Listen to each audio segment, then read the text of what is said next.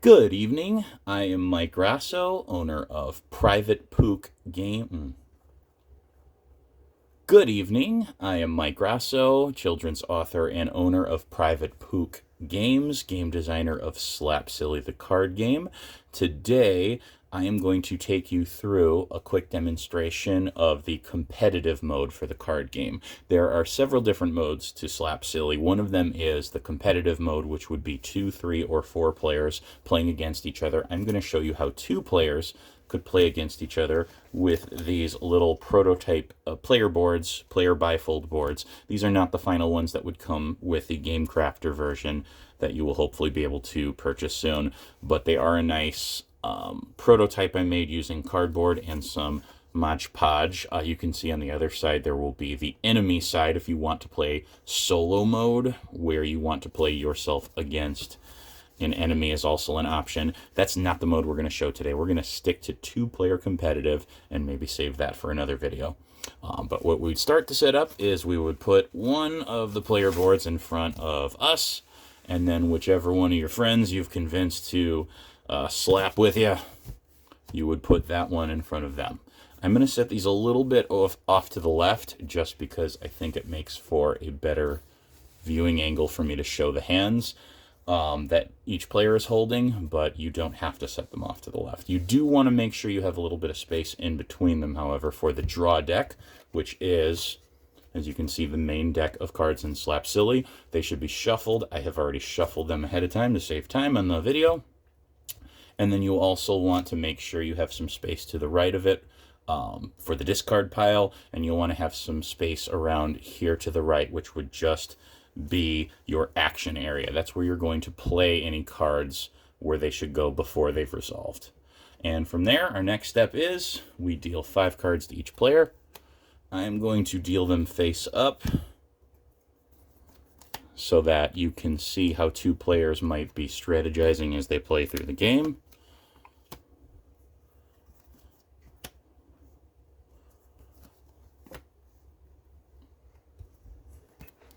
And it is going to be 5 cards to each player. I believe I'm going to move this over just a little bit to make sure everything is in the shot properly.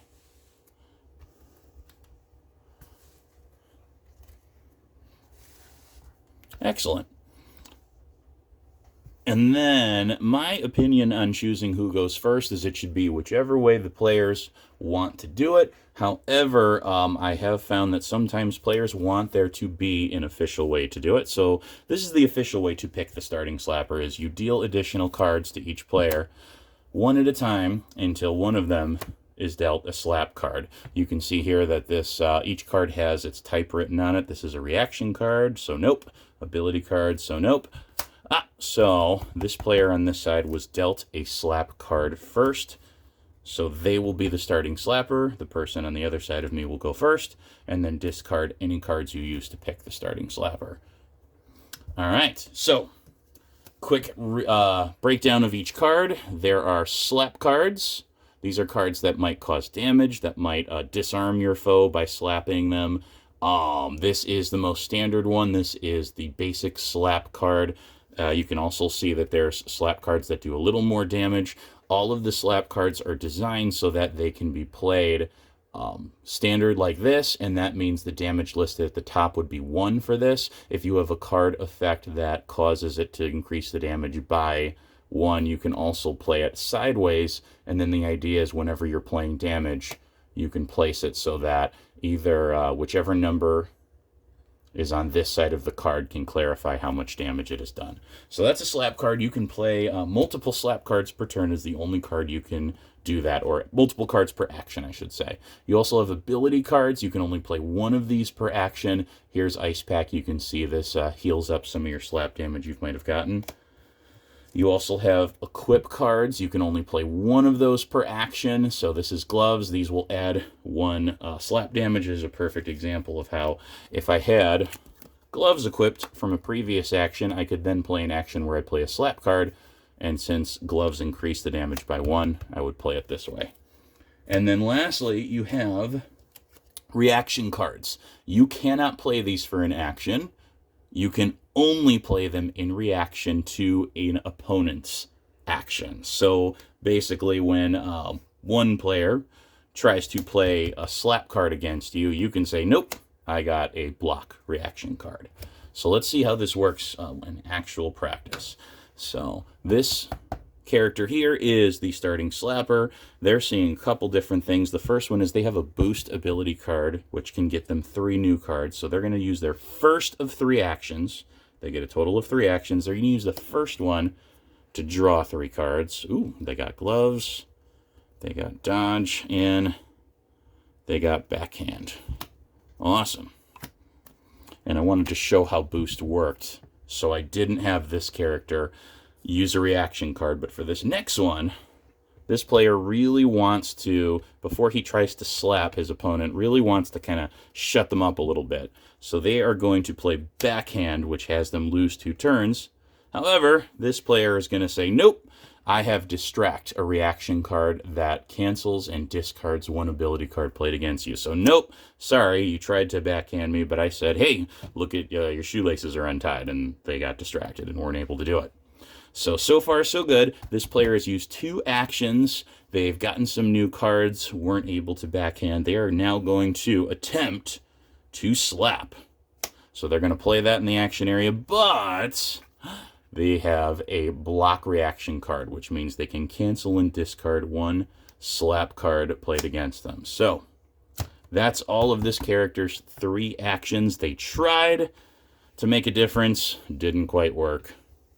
And then the last thing before you pass on your turn is you make sure you do not have more than 5 cards in your hand. This player has 5 cards. If they had 6, 7, or more, they would discard down to 5 before passing on the active player role to this character here, who has only 3 cards. Oh, you know, there's a lot I could do with this, but this character does not want to end up with no cards at the end of their turn, so they're going to use their first action to draw 1 card.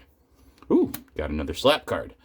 From there, here's what they're going to do. They're going to play a slap card, but they're not going to play all of them. Slap cards are the only ones you can play multiple, but they don't want to throw all their slap cards out there. They're a little worried that, you know, if I throw too many of them out there, maybe they would have, for instance, a dodge card, which they do. They don't know that, but they're going to kind of test the waters by throwing a couple out here. They're going to try and do 2 damage worth of slapping. And this character is going to say, nope, I have a block that can discard 1 of these, and then they will only take 1 damage, but the character also has a dodge. Now, dodge cancels all slap cards played against you, so this is a part where they have to strategize. All right, do I want to blow my dodge card on only 2 damage, and then maybe they'll come back later with bigger slap cards? Well, this character is going to save that one. They're going to save that because maybe they're going to need it for a rainier day. They are going to play 1 block card, cancel out 1 of those, and now this slap damage will resolve, and it will be placed in the player's slap damage area. That's this area here on both boards. So now this character has officially taken 1 slap damage. You can take a total of 10 slap damage. That's when you lose the game, is if you take 10 or more slap damage. So that is 2 actions. They have 1 more action left. And what they're going to do here is they're going to say, you know what? I just got a slap in. I'm a little bit overconfident. I'm going to slap again for my 3rd action. But this is the part where this character is going to say, you know what? I'm not cool with that. I'm going to dodge that one. So pretty good so far. They only have 1 card, so they do not have to discard down to 5. So play passes back to this active player. Ooh, they got some good stuff to work with. So first thing this player is going to do is this player's thinking, you know what? I want to play Ice Pack and 1 of these 2 cards. That's going to take 2 actions, so I'm going to draw a card first. Ooh, got another copy of gloves. And from there, I'm going to say, let's play Ice Pack. This character has no reaction cards, so this Ice Pack says discard 1 damage card of your choice. So, hey, we just healed up all the damage. And then I could do backhand, but, you know, this character really wants to put on some gloves. And also, this character knows that this character can't counter it because they didn't play a counter against ice pack. So they could do gloves, but backhand, I know that this person can't defend against ability cards, so we're going to play that one in. Backhand is going to resolve. It says target loses 2 actions next turn. So that's going to go in the status area right here. And then turn passes back to this player. So this character only gets 1 turn. Part of me would love to play Silly Dance, which makes it so this character cannot play ability or reaction cards, but really I want to build up my cards so I can defend again. So I'm going to use that 1 action to draw a card. I got a slapped silly slap card. If I play this along with other slap cards, it increases all their damage by 1. And now that I have finished my turn, I'm going to discard everything in my status area. Unless a card specifically says do not discard it at the end of your turn, you always discard anything in your status area at the end of your turn. And currently right now, in the current incarnation of Slap Silly, which will most likely not change card-wise, there are no statuses that should stay for any longer than 1 turn. So really just consider for the rules right now, when you're done with your turn, you get rid of it. Now this person has a bunch of gloves, but we want to build up our card base a little bit. So let's take 1 card. Now I can combo. I'm going to try and play gloves first. It is not countered, so it is equipped. It is put in the equip section. I think that's a little hard to see on this side, so I'm going to point to it here. Each player board has 2 equip slots. You cannot equip more than 1 gloves, so this gloves is not going to be useful unless I lose this one. And you can't equip more than 2 things. So, yeah, that's important to keep in mind. You can't put on a second set of gloves and make it hurt twice as bad. Now that we've done that, I'm going to use the final action to play a basic slap card, but I am going to turn it sideways because gloves allows me to add 1 damage. Whoop. Get the reflection to work there. Allows me to add 1 damage to all slap cards.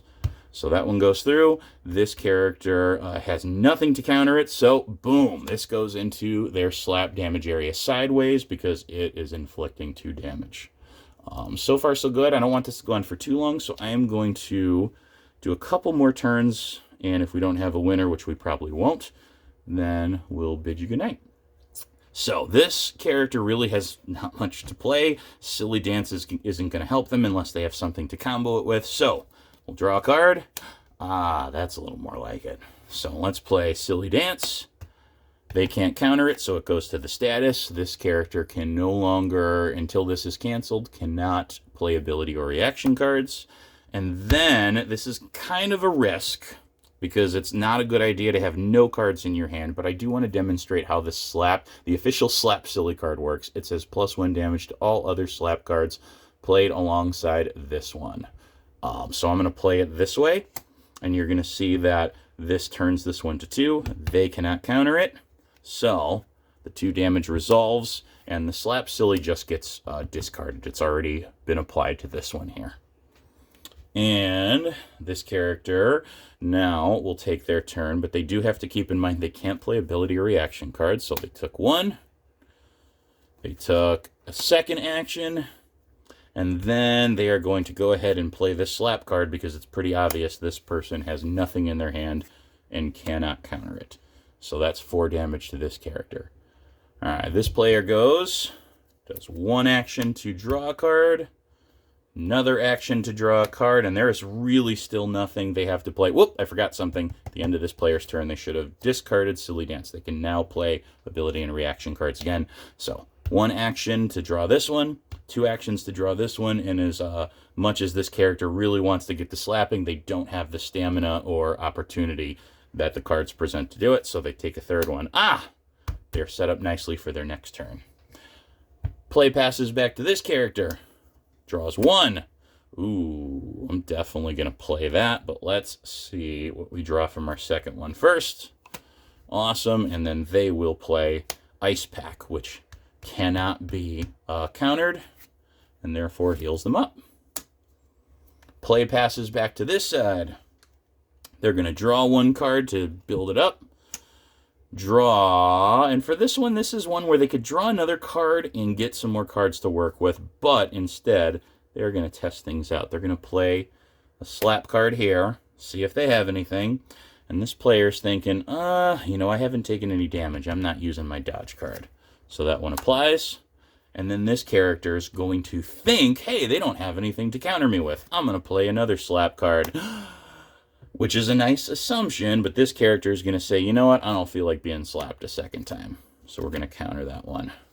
Now, that is not the move I would do, but it is a valid move. And it might be the right one, depending on how you're trying to play the other person. There's a lot to be said about playing the character and how they might want to do things. All right, one more set of turns. Let's do it. This person's going to go again. They're going to draw one. Ooh, they got critical slap. This one's important. This is a slightly, if you take a look, this is actually, what's the word I'm looking for?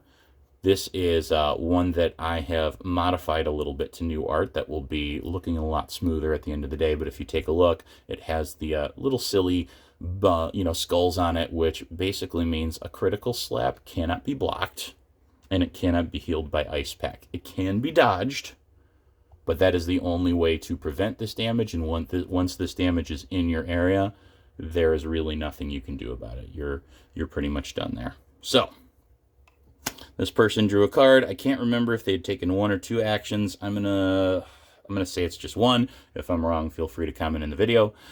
Take a second action, and then from here, let's go ahead and play critical slap. We will play it sideways because of gloves. This character can only block this if they have dodge, which they don't. So it resolves, and we can see clearly here that 2 of the damage here cannot be healed, and 2 of it can. I put that in so that it's very easy to tell. Play passes back to this person. Draw 1 card. Oh, another shove. Shove is useful if you're trying to equip something, if the other player's trying to equip something, but not really in this instance. Second action is backhand, and you know what? I do want to slow them down, so I'm going to play backhand on them to have them lose 2 actions, but this character says, nope, your shoes are untied. They are distracted, and it's all done. Once again, gameplay would end when either character or any character involved has 10 or more slap damage. You can see this character is a lot closer to losing the game because they have 6 damage in, 4 more or more. They will be out of the game, and this character would be the winner. That's a basic breakdown of a 2-player game. Probably the most simple way to do it. At some point in time, I would love to do a solo example too, but we'll save that for another night. In the meantime, please keep your eye out. Check out privatepook.com. Listed in the description. Keep your eyes on Game Crafter, which is where I'm looking like I might release the game at some point and hopefully have a crowd sale. And other than that, please comment. Let me know what you think. Any suggestions, anything you think might work out well for the game. I'm all ears. Thank you so much and have a great night.